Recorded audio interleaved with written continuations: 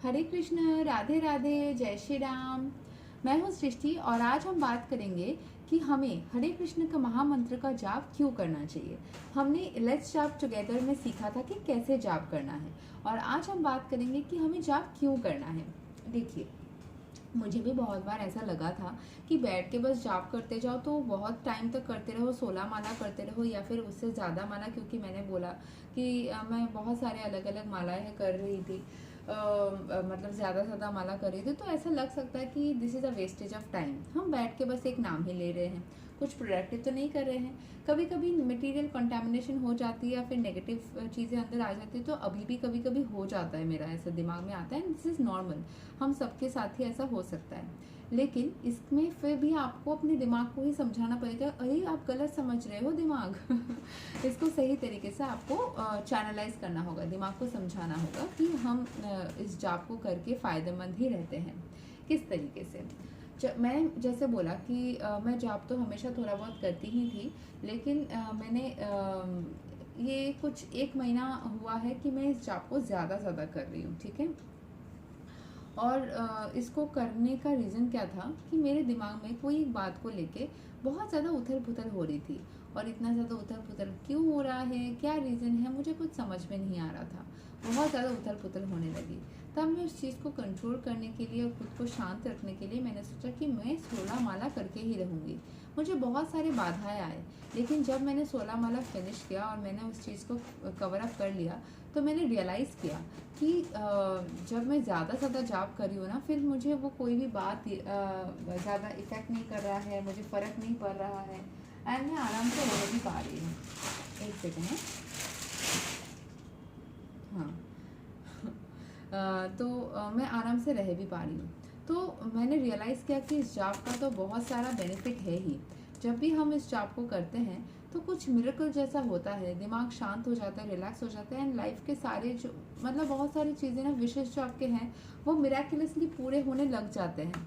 पर इसको 1 माला 2 माला करके ना वो बेनिफिट, मतलब कोई भी चीज़ की इंटेंसिटी जितना ज़्यादा करेंगे उतना ज़्यादा ही फल मिलेगा ना। जितना ज़्यादा हम प्रैक्टिस करते हैं, मैथ्स करना है, मैथ्स में अच्छा होना है, तो ज़्यादा से ज़्यादा प्रैक्टिस करेंगे तो ज़्यादा से ज़्यादा अच्छा हो जाएगा। वैसे ही जितना ज़्यादा इसका इंटेंसिटी रहता है उतना ज़्यादा फ़ायदा होता है। तो मुझे जब दर्द हो रहा था, मैं 16 माला करके भी मुझे शांति नहीं मिल रही थी।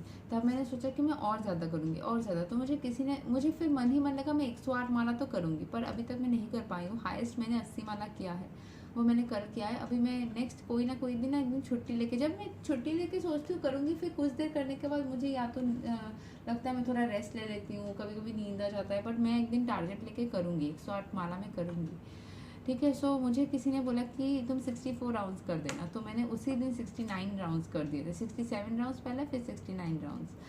तो मैं कोशिश करती हूँ जितना ज़्यादा, क्योंकि पहले ना मुझे पता नहीं था कि हम जितना चाहे ज़्यादा कर सकते हैं। मुझे लगता था 16 का ही कोई महत्व होगा, 16 ही करना चाहिए। तो नहीं, तो मुझे पहले भी मेरे पास वक्त था तो मैं ज़्यादा से ज़्यादा कर सकती थी। एक मुझे याद है कि एक दिन मैंने छुट्टी लेके, व्रत था मेरा, मैंने करवा चौथ किया था अपने लव्ड वन के लिए। सो उस टाइम पे मैं उस दिन मैंने शुरू ही किया था। एक भक्त जो है, मैं थोड़ा शेयर करती हूँ, ज़्यादा नहीं बोलूँगी, मैं थोड़ा सा शेयर करती हूँ कि एक भक्त है, मुझे पता नहीं क्यों उनको देख के ये लगा कि मुझे ना मतलब करवा चौथ क्या होता है, हम शादी करते हैं तो अपने जो वर होते हैं उनके लिए करते हैं ना। तो मैं तो अनमैरिड हूँ, तो बट मैंने उस करवा चौथ से पहले ही कृष्ण को अपना सब कुछ समझ लिया था, मान लिया था। सो उसके बाद मेरे ज़िंदगी में कोई लव्ड वन आए, तो उसके लिए मैंने सोचा कि ताकि अगर विवाह हो तो उनके साथ हो मटेरियल वर्ल्ड में, और मैं सुख से रहूँ, हम दोनों सुख से रहें और फैमिली में सभी साथ में रहे, सुख से रहे। सो उस वजह से मैंने सोचा कि मैं व्रत करूँगी। और उसके बाद मैंने पता नहीं क्यों कि जिन्होंने मुझे ये माला बैग गिफ्ट में दिया, तो मैंने उन्हीं को बताया कि मुझे ना सरगी लेना है और आप मुझे सरगी खिलाओगे। और क्योंकि ये कोई भी मैरिड इंसान आपको सरगी दे सकते हैं, आपकी माँ भी दे सकती है, लेकिन मेरी माँ ने मैंने करवा चौथ 5 साल किया है, तो पहले साल में मतलब पहले 4 सालों में मेरे माँ ने मुझे दिया, तो मुझे 5th ईयर पता नहीं क्यों उनको देख के लगा, मैंने व्रत के एक दिन पहले ही बताया कि मुझे आप थोड़ा सा ये दे सकते हो सरगी। तो फिर उन्होंने मुझे वो राज़ी हो गए। और उस टाइम ना आप लोग अगर काउंटिंग करेंगे तो करवा चौथ पड़ता है हमेशा वो कार्तिक माह में, नवंबर में पड़ा था।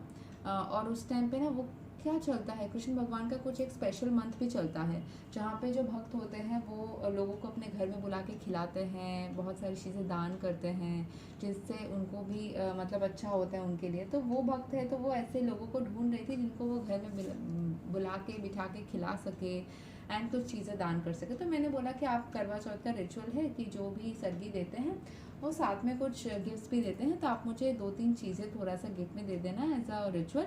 और मेरे हाथ में मेहंदी भी लगवानी है। सो मैरिड इंसान के साथ हाथ से ही मुझे लगवाना है, तो आप प्लीज़ मुझे मेहंदी भी लगवा लेना।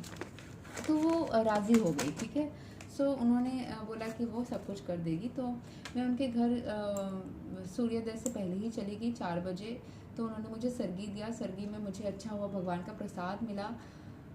मैं बहुत खुश हूँ इसको शेयर करने के लिए, क्योंकि मैं इस चीज़ को कहीं ना कहीं आप लोग देखे ना देखे मैं इस चीज़ को याद रखना चाहती हूँ कि मैंने 5वें साल के करवा चौथ को कैसे बिताया था कृष्ण भगवान के साथ में। अभी तक शादी तो मेरी हुई नहीं है, जिनके साथ मैंने चाहा है, मैंने अभी नहीं चाहा, मुझे कुछ दिन बाद करना है क्योंकि अभी मैं शादी के लिए रेडी भी नहीं हूँ। लेकिन जब भी करना है तो उसके लिए मैंने सोचा कि मैं कर लेती हूँ, क्योंकि व्रत करने के मौके तो हमेशा रोज़ रोज़ नहीं मिलते हैं। जब भी मौका मिले स्पिरिचुअलिटी भाई पहले से ही कर लेना चाहिए। मैंने क्या किया, फिर भगवान का प्रसाद मिला मुझे। मुझे उन्होंने दूध पिलाया, फिर सिवई का जो खीर होता है वो दिया, फिर उन्होंने मुझे फ्रूट्स दिया। मैंने उस तरीके से सरगी लिया। और फिर मैंने और उन्होंने बैठ के उन्होंने कुछ कितनी माला की मुझे नहीं पता, बट हमने वही पूजा रूम में बैठ के ही मैंने प्रसाद लिया। और फिर 16 माला मैंने वहाँ पे बैठ के फिनिश किया। और 16 माला फिनिश मैंने 2 घंटे में कर लिया, ठीक है। क्योंकि उस टाइम पे ना मुझे वक्त ज़्यादा लगता था। अभी तो मैं बहुत जल्दी जल्दी चैंटिंग कर लेती हूँ, अब मुझे 5 मिनट करके लगता है, तो 16 माला मतलब 80 मिनट, 1 घंटा 10 मिनट में मैं कर लेती हूँ। लेकिन उस टाइम पे मुझे वक्त लगता था, मुझे 2 घंटे अप्रॉक्स लगे, 1.5-2 घंटे लग गए। तो फिर 7 बजे तक मैंने फिनिश कर लिया। फिर उन्होंने मेरे हाथ में मैं जाप कर रही थी, उस करते करते ही उन्होंने मेरे हाथ में मेहंदी लगाया। तो मैं एक हाथ से जाप कर रही थी, दूसरे हाथ में उन्होंने मेहंदी लगाया। और फिर मैंने किसी तरीके से जब ये हाथ थोड़ा सूख गया तो फिर मैंने इसको रख के इससे मैंने जाप किया, मतलब इस तरीके से हमने मैनेज कर लिया। तो उन्होंने मेरे दोनों हाथ में मेहंदी लगवाए और उन्होंने मेरे एक हाथ में राधे कृष्ण भी लिख दिया, राधे राधे लिख दिया। तो मेरे हाथ में राधे कृष्ण के नाम था और मेरे लव वन का नाम भी र से स्टार्ट होता है। तो मैंने उनको बताया, मैंने आपके ना मतलब जाने में ही मैंने मेहंदी में आपका नाम है। और मैं मिली भी उनसे उस दिन, मैं बहुत खुश हूँ कि मैं मिल भी पाई। एनीवेज, तो इसको मैंने राधे कृष्ण का वो मेहंदी मेरे हाथ में था। और फिर हम लोग वापस आए और फिर मैं उस दिन अच्छे से सजी धजी मैंने अच्छे से व्रत को फिनिश किया। और यही पिछले साल ही मैंने 16 श्रृंगार से अच्छे तरीके से मैंने माँ दुर्गा का पूजा किया। उनका व्रत का जो एक वीडियो है, मैंने उसको अच्छे से सुना पूरे कहानी को, और फिर मैंने पढ़ा मंत्र, मैंने पूजा किया। फिर शाम को मैं अपने लव्ड वन के घर में गई और वहाँ पे मैंने व्रत को ओपन किया। और फिर उन्होंने मुझे बोला कि डिनर करके जाने के लिए, लेकिन तब तक मतलब क्योंकि मैं अनमैरिड हूँ तो मैं पोल स्टार को देख के व्रत को खोल सकती हूँ। बट मैंने पोल स्टार को देख के वहाँ पे पानी दे के ग्रहण तो किया जल, लेकिन मैंने खाना मून को देखने के बाद वापस से मून को जल चढ़ाने के बाद ही मैंने खाना खाया।